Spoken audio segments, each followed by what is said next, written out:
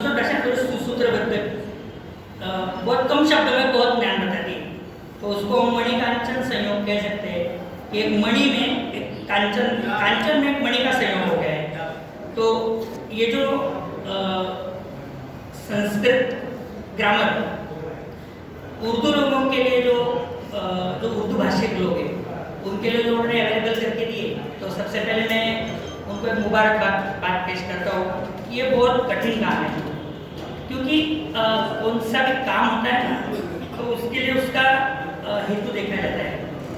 मैं एक बात बताता पहले कि एक 5-6 साल पहले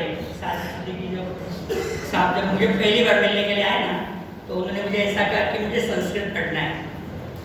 तो वो जब भी आते हैं ना, तो मुझे 2-3 मिनट मैं शॉक हो जाता हूँ कि वो क्या बोल रहे हैं, क्योंकि मेरे पास जो लड़के आते हैं वो छोटे छोटे होते हैं। इतना बड़ा स्टूडेंट मैंने पहली बार देखा था कि जिसको संस्कृत पढ़ना है और मैं बहुत छोटा हूँ संस्कृत पढ़ाने के लिए। तो मैंने उनको कारण पूछा कि आपको संस्कृत क्यों पढ़ना है, क्योंकि कौन से भी हम कृति करते हैं उसके लिए हेतु पर्पस उसका जान लेना बहुत जरूरी है। तो उन्होंने कहा कि मैं भगवद गीता और कुरान शरीफ का सार यानी खुदा का बयान जो उन्होंने किताब की उसके संदर्भ में पहले मिलने आए थे। तो उस संदर्भ में वो संस्कृत का थोड़ा बहुत रेफरेंस हमने डिस्कस करके उसका किताब के लिए थोड़ी बहुत हेल्प मेरी तरफ से जितना उसका कनेक्ट करके दिया। फिर अभी लॉकडाउन में सेकेंड वेव के बाद जब वो मिलने के लिए आए ना, तो फिर शॉक कर गए। उन्होंने कहा कि वो संस्कृत ग्रामर उर्दू में लिख रहे हैं। तो पहले ना मैं थोड़ा हक्का बक्का रहेगा कि ये क्या है, क्योंकि संस्कृत और मराठी में लिख सकते हैं। संस्कृत और मराठी लैंग्वेज लिपि जो है ना, देवनागरी सेम, वो मुझे समझने में 5-10 मिनट लगे कि ये यानी ये हर एक के दिमाग में नहीं आता। जैसे मैं एक बात बता रहा हूँ कि न्यूटन है ना, न्यूटन ने वो गुरुत्वाकर्षण का जो लॉ है, ग्रेविटी लॉ, उसको उन्हें डिस्कवर किया। तो वो न्यूटन के दिमाग में क्यों आया? उसके पिताजी ने भी वो सेब नीचे गिरते हुए देखा होगा, उसके पहले भी बहुत सारे लोगों ने वो गिरते हुए देखा होगा, लेकिन न्यूटन के दिमाग में क्यों आया? क्योंकि मैं उसका रेफरेंस हमारे गुरु ऐसा देते हैं कि खुदा ने यानी ईश्वर ने, अल्लाह ने, गॉड ने, जो भी शब्दों पर डाले दे देंगे, लेकिन खुदा ने उनको चुना है इस काम के लिए। तो मौलाना साहब को मैं ऐसा इसका आकलन करता हूँ कि खुदा ने उनको चुना है कि संस्कृत का जो ग्रामर है वो उर्दू भाषिक लोगों के दिमाग में जाना चाहिए, उनको पढ़ने के लिए वो आना चाहिए।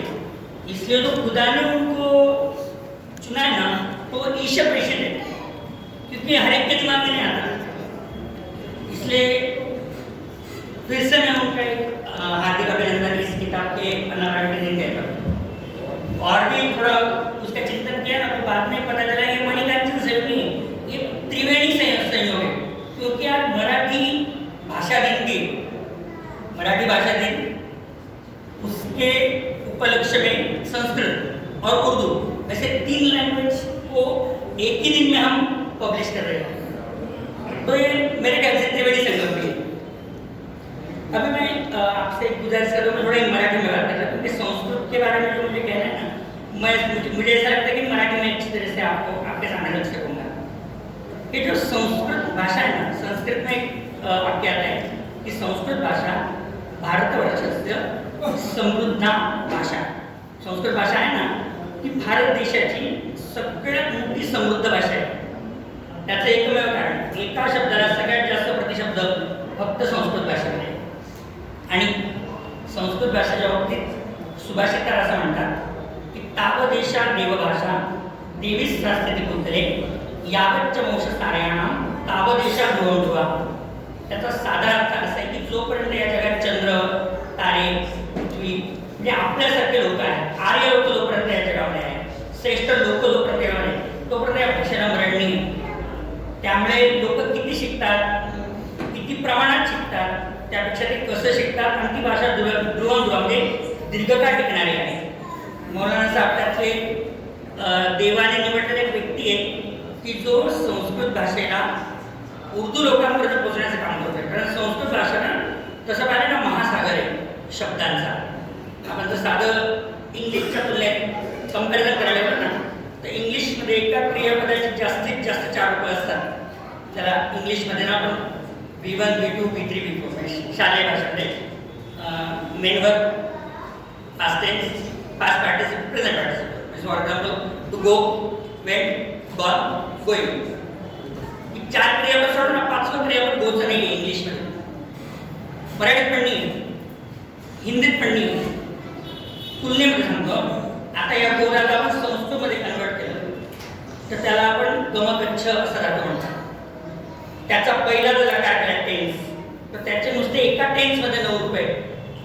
प्रथम पुरुषाची 9 आहे, उत्तम पुरुषाची मध्यम पुरुषाची 9 आहे 3 आहे आणि उत्तम पुरुषाची 3 आहे. म्हणजे नुसते एका टेन्समध्ये एका काळामध्ये त्याला आम्ही संस्कृतमध्ये लकार असं म्हणतो. त्याला आपण लट लकार असं म्हणतो ना. नुसता लट लकारात त्याची 9 रूप आहे.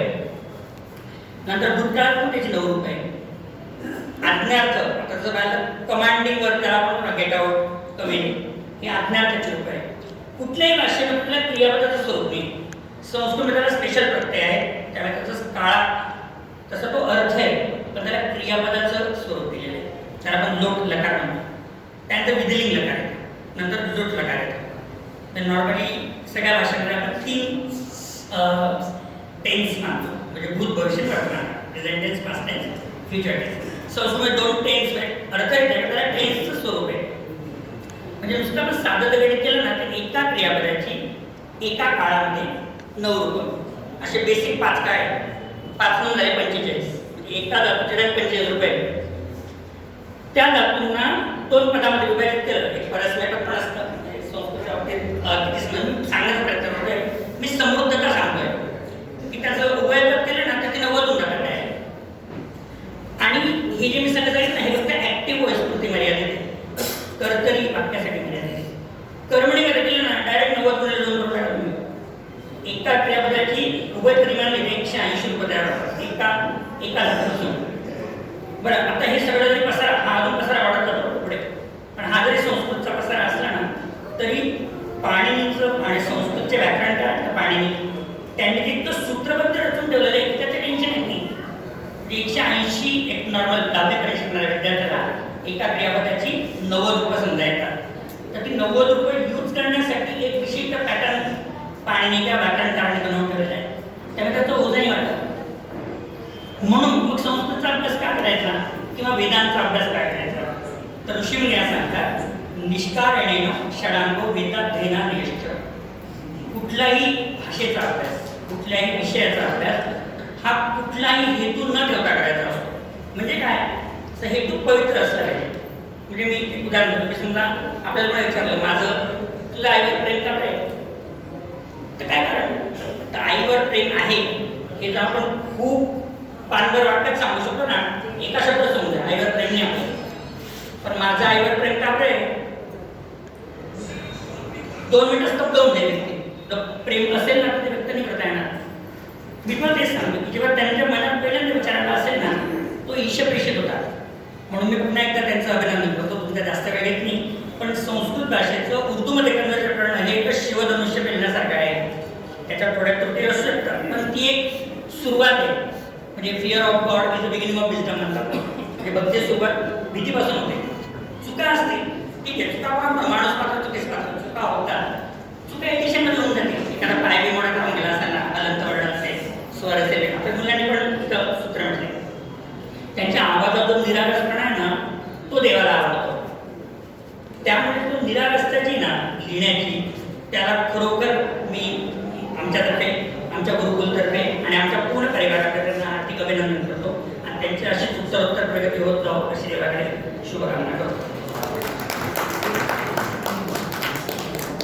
आइए यहाँ पर एक जिम और परफॉर्म हम देखते हैं. मैं शादी